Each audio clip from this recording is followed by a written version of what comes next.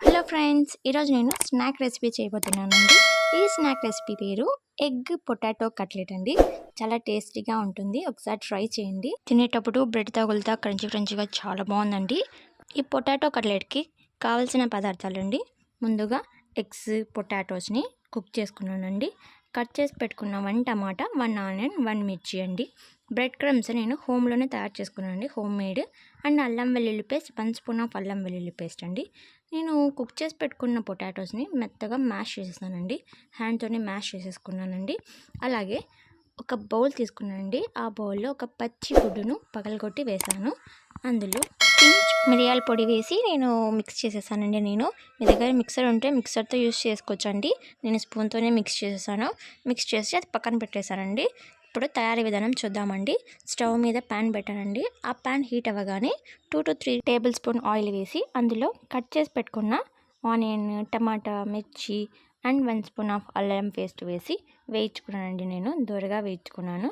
కొత్తిమీర కూడా వేసి వేయించానండి. అలాగే అవి వేగాక అందులోని pinch of salt and pinch of పసుపు వేసి వేయించుకున్నానండి నేను.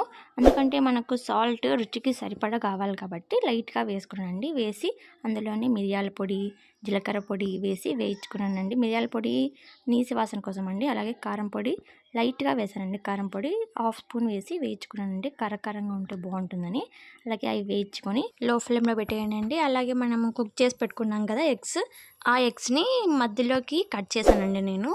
చూడండి, అలా కట్ చేసి పెట్టుకోవాలండి. అలా కట్ చేసి పెట్టుకొని అలాగే కుక్ చేసి పెట్టుకున్న ఆలూను మ్యాష్ చేసాం కదా, అదంతా దాంట్లో వేసేసి అది కూడా వేయించుకున్నామండి. ఆలూ మసాలా రెడీ అయిపోయిందండి. ఈ ఆలూ మసాలాను మనము కట్ చేసి పెట్టుకున్న ఎగ్ అప్లై చేసుకోవాలండి. ఎగ్ కనిపించకుండా ఆ ఆలూ కర్రీ అంతా మనం ఎగ్కి అప్లై చేసేసుకొని, మనం ఎగ్ పగలగొట్టి పెట్టుకున్నాం కదండి ఒక బౌల్లో, ఆలూ కర్రీ అప్లై చేసిన ఆ ఎగ్ని ఆ బౌల్లో వేసి మొత్తం నీట్గా కలిపానండి. అలాగే బ్రెడ్ క్రబ్స్ తయారు చేసి పెట్టుకున్నాం కదండి, ఆ బ్రెడ్ క్రబ్స్ కూడా దానికి అంటేట్టుగా మనము ఆ చెమ్మ అనేది, ఎగ్గుకు ఉండే చెమ్మ అనేది దానికి అంటుకుంటుందండి. ఆ బ్రెడ్ క్రబ్స్ నీట్గా అలా అన్నీ మనం కుక్ చేసుకునే ఎగ్స్ అన్నీ అలా తయారు చేసి పెట్టేసుకున్నానండి. ఇంకో పక్క ఒక ప్యాన్ పెట్టానండి స్టవ్ మీద ప్యాన్ పెట్టి అందులో ఆయిల్ వేసానండి. డీప్ ఫ్రైకి తగినంత ఆయిల్ వేసి హీట్ అవ్వనిచ్చానండి. హీట్ అయిన ఆయిల్ని మనం రెడీ చేసి పెట్టుకున్న పొటాటో కట్లెట్ని అందులో వేసి వేయించుకుందామండి. చూడండి, అట్లా బ్రౌన్ కలర్ వచ్చేదాకా మనం వేయించుకోవాలండి. జస్ట్ ఎక్కువసేపు పట్టదండి, బ్రెడ్ క్రబ్స్ కాబట్టి అవి తొందరగా వేగిపోయి, చూసారా, అది బ్రౌన్ కలర్ వచ్చేదాకా డీప్ ఫ్రై చేసుకోవాలండి. సర్వ్ చేసుకుంటే వేడిగా హాట్గా తినొచ్చండి.